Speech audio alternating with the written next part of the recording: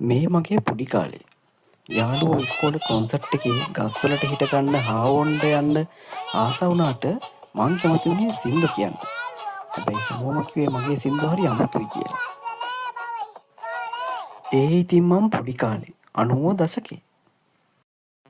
මේ ඉතින් ඉන්නේ අපේ පන්තියේ ලස්සනම කෙල්ල. හැමෝම try කරේ එයාට. මගේ හිතෙත් පොඩියට තිබුණ එයා ගැන. දැන් නම් මොකුත් නැහැ. එයා දැන් බැඳලා. අපි ඉතින් ගමේ කොල්ලෝනේ. ඉස්කෝලේ ගිහින් ඉවරනාට පස්සේ උනේ පවුලේ බර කරට ගන්න. තාත්තා කරපු රස්සාව මටත් කරන්න වුණා. මාළු අල්ලනවා, පාරට අරන් යනවා, විකුණනවා.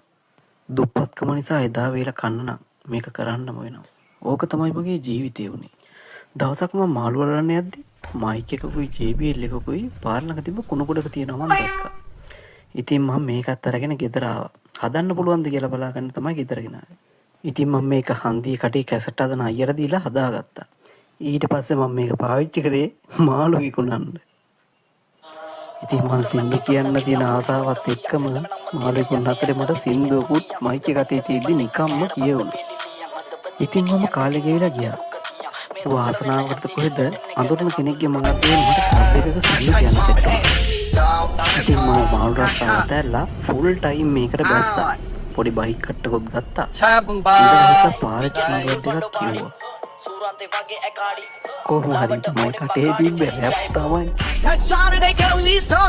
කොහොම හරි මට මියුසික් වීඩියෝ දෙක කරපු සෙට් වුණා. ඒවා සුපිරියටම ට්‍රෙන්ඩ් වුණා. දැන් මං ඉන්නේ ඩුබායි. මම ඩුබායි ආවා.